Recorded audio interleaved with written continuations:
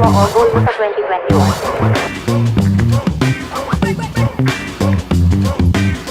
For the past years kasi hindi talaga ako nag-tago na. New Year's resolution ko, hindi ako. 2, 1. Sandali, Anong New Year's resolution mo for 2021? Faith, hope, and love. To strengthen my faith, to not lose hope, and to spread love. Mama Ten, ano pong New Year's resolution mo o goal mo sa 2021? Siguro hindi na muna ako magbe-breakfast ng rice. 2021, maging mas healthy. Kumain ng healthy. Goal ko, healthy lifestyle. Sana healthy lang lagi ang buong family ko. At promise, palilitin ko na yung tiyan ko at hindi na ako magsa-soft drinks. Ako, papayat na ako sa 2021.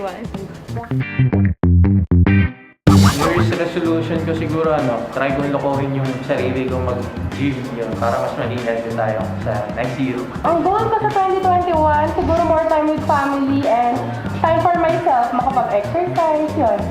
New Year's resolution ko is to love myself more. Ang goal ko is to be the better version of myself. Ayaw mo ng best? Sige, best na din. Maging mas maunawain at siguro mag-exercise. Yun lang.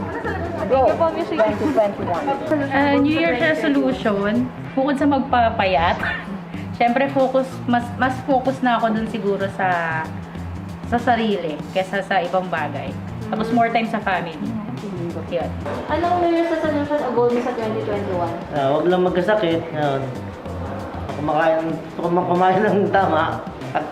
Bilang first time mom at dahil sa ating pandemic na naranasan, syempre mas matututo akong mag-save ng money. Tsaka even sa mga small things, yung pagkuha ng pagkain, dapat inuubos niyan. Tsaka laging maging productive everyday. Magsisave na ako sa 2021. So, sobrang gastos ng 2020 ko. Kahit alam mo yun, kahit nasa bahay lang.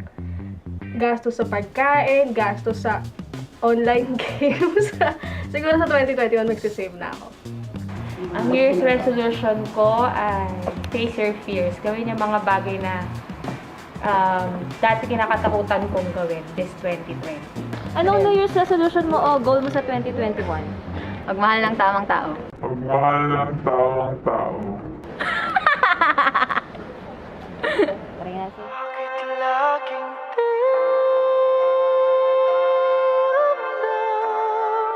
Ano pong New Year's resolution o goal niyo sa 2021? I-share ko yung talent ko, mag-vlog na rin ako. Ay, ikaw kung tinatanong sila sa'yo. Ano yan? Ano pong New Year's resolution niyo po o goal sa 2021? Hindi naman ko na New Year's resolution eh. Opa!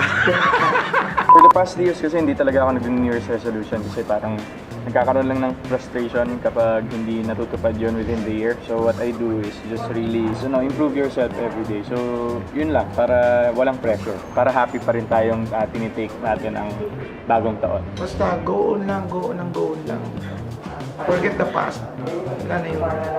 Basta dito tayo sa bagong future. Bagong future?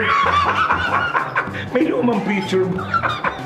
New Year resolution, sabi nga natin, hindi na ginagawa yan. Ako, New Year resolution ko, hindi ako mag-New Year resolution para walang, konting bawat ng stress. Kung masyadong pag-isip, siyempre pandemic, marami nangyari. So, apektado pa rin siyempre mentality natin sa pag-iisip ng mga ganyan. So, babawasan na yung pag-iisip para hindi na masyadong mainit ang ulo. And more exercise. Good health. That's it. New Year's resolution natin. Hindi ka na mahihimata. Hindi. Maging aware na tayo ngayon siyempre sa health kasi mas importante yung health. Health is wealth. Kasi mahirap magtrabaho pag may sakit. Papa.